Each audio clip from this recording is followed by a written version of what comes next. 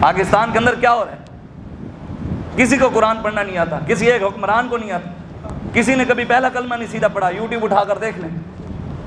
اگلے دن حضرت شاہ رخ عالم کی دربار کے ساتھ جو مسجد ہے، اس مسجد کے ہم دیوار خود مندر کا افتتاح ہوا ہے۔ میں نام نہیں لیتا، نام بھی مجھے پتہ ہے کہ کس نے کیا ہے، لیکن لوگ پھر ناراض ہو جاتے ہیں کہ ہمارے اخباروں میں بھی خبریں لگی ہیں، نیوز میں بھی لگی ہیں۔ پاکستان مندروں کے لیے بنا تھا، سکھوں کا گردوارہ۔ تاریخ ہے پاکستان میں آج تک 76 سالوں میں کسی نے بھی 14 ارب کی مسجد نہیں بنوائی، 14 ارب کی، لیکن 14 ارب کا سکھوں کا گردوارہ کرتارپور میں کھلا ہے۔ ڈیرکی کے اندر مندر بنا، اب سینما بنے ہیں۔ سینما کے وقت وہ وزیر، وہ جو ہے اس ٹائم وزیر ہے، ایک عورت ہے، اس نے سینما کا افتتاح کرتے ہوئے دعا مانگی۔ کوئی بتانے والا نہیں، کوئی مولوی گربان پکڑنے والے نہیں۔ اللہ رسول کے ساتھ تو مذاق نہ کرو، دین کا مذاق تو نہ اڑاؤ۔ پھر دعا کیا مانگ رہے ہیں؟ یا اللہ اس کاروبار میں برکت عطا فرما۔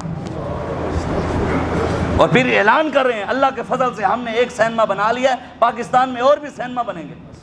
مسجد کا بل، ٹی وی کا ٹیکس آتا ہے، اب اس بجٹ میں مسجد کے بل میں ریڈیو کا ٹیکس بھی لگا ہے، ریڈیو کا ٹیکس بھی مسجد میں آتا ہے۔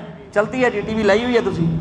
استغفر اللہ، اللہ میں معاف کرے بھی، ایسی کوئی فلمیں چلانے ہیں مسجد ہیں، لیکن مسجد میں ٹی وی کا ٹیکس ہے۔ سینما کا آدھا بل معاف ہے، 50%، مطلب لاکھ آئے گا تو 50,000 معاف۔ پھر لوگوں نے مسجدیں بنانی ہے، سینما بنانے ہیں۔ وضع میں تم ہو نصارا تو تمدن میں ہنود، یہ اقبال پہلے بات کر گیا، کہتے وضع میں تم ہو نصارا تو تمدن میں ہنود، یہ مسلمان ہیں جنہیں دیکھ کے شرمائیں یہود۔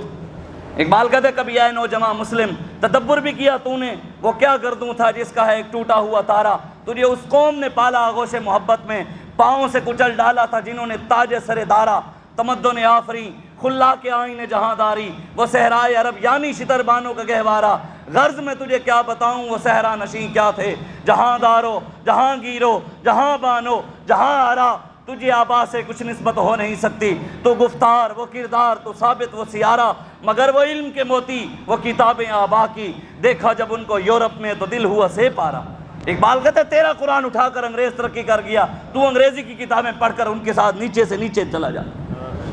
کہتا ہے جب میں نے یہ دیکھا لوگوں کو لَيَسْتَخْلِفَنَّهُمْ فِي الْأَرْضِ، اس زمین کے اندر حکومت دوں گا، میں ان کو حکمران بناؤں گا جو اچھے کام کریں گے۔ ہم تو اچھے ہی کام کر رہے ہیں، ہم نعرہ لگاتے ہیں لبیک یا رسول اللہ، وہ بھی اچھا، ایک پگڑی پائی ہوئی ہے، لوگوں نے چنگی نہیں لگتی، یہ گندی لگتی ہے قوم کو۔ تسبیح جڑی پڑھتے ہیں درود شریف والی وہ گندی لگتی ہے، قرآن سناتے ہیں وہ اچھا نہیں لگتا، حدیث سناتے ہیں وہ اچھا نہیں لگتا، حق بات کرتے ہیں وہ اچھی نہیں لگتی۔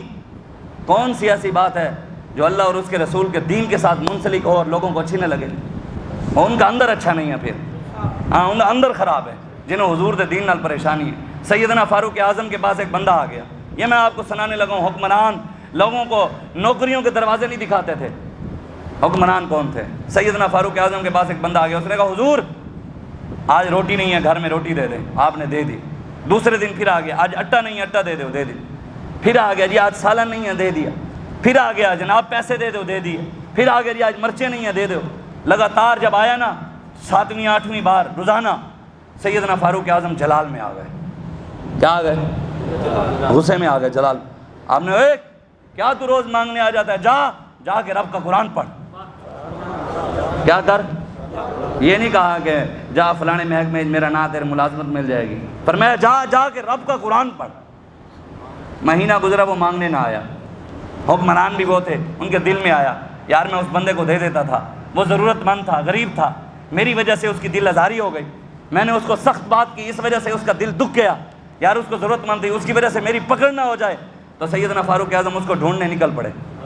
بازار کے اندر ملا، مدینے کے بازار کے اندر وہ بندہ ملا۔ فاروق اعظم نے کہا یار تو مانگنے نہیں آتا، ضرورت ہو تو آ جایا کر، کوئی چیز ضرورت ہے تو پہلی بات کی میں معذرت کرتا ہوں، میری بات تجھے سخت لگی ہے۔ اس نے آگے جملہ کیا فرمایا؟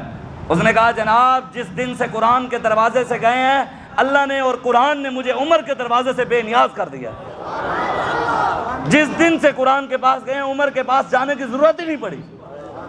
قرآن پڑھیں، قرآن کے ساتھ محبت کریں، اپنے بچوں کو پیارا قرآن پڑھائیں۔ یار 10,000 روپیہ انگریزی کے لیے ہم بھر سکتے ہیں اور مفت قرآن بچوں کو نہیں پڑھا سکتے؟ فزکس کے لیے 15,000 بھر سکتے ہیں، بائیو کے لیے ہم 8,000 بھر سکتے ہیں، اور قرآن قیامت والے دن خدا کی قسم اٹھا کر کہہ رہا ہوں ممبر پر بیٹھ کر، اور یہی حق بات ہے قیامت والے دن نہ ڈی سی نے آنا ہے، نہ ڈی پی او نے آنا ہے، نہ بایو والے نے کام آنا ہے، نہ کیمسٹری والے نے آنا ہے، نہ انجینئر نے آنا ہے، نہ ڈاکٹر نے کام آنا ہے، کسی نے بھی کام نہیں آنا۔ قیامت والے دن قرآن کام آئے گا، قرآن کام آئے گا۔ اگر قرآن سے کسی نے وفا کی، حضور فرماتے ہیں اگر وہ جہنم میں جا رہا ہوگا تو اگر اس نے قرآن کے ساتھ وفا کی ہوئی، قرآن اس کے آگے آ جائے گا، اگر یا اللہ اس نے میرے ساتھ وفا کی ہے، میں نے اس کو جنت میں ساتھ لے کے جانا ہے، وہ اس کو جنت میں لے کے جائے۔ اور حدیث کے لفظ ہیں قرآن اس شخص کے لیے جس نے قرآن سے وفا کی، قرآن پڑھتا رہا۔ حدیث کے لفظ ہیں، حضور فرماتے ہیں وہ قرآن اس شخص کے لیے اللہ سے جھگڑا کرے گا۔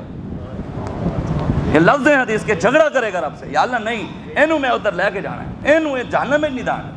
ہم نے کیا کیا؟ رگوں میں وہ لہو باقی نہیں ہے، وہ دل و آرزو باقی نہیں ہے، نماز، روزہ، حج و قربانی یہ سب تو باقی ہے لیکن تو باقی نہیں ہے۔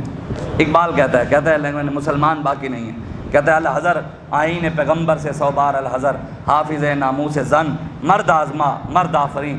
اقبال کہتا ہے شیطان نے، ابلیس نے اپنے چیلوں کو کہا کہ مسلمانوں کو حضور کی سیرت نہیں بتانی، ان کو حضور کے بارے میں نہیں بتانا کہ حضور نے نظام کیسے چلایا تھا، ان کو اس سے ڈرا کے رکھنا ہے، نہ ان کو نہیں بتانا۔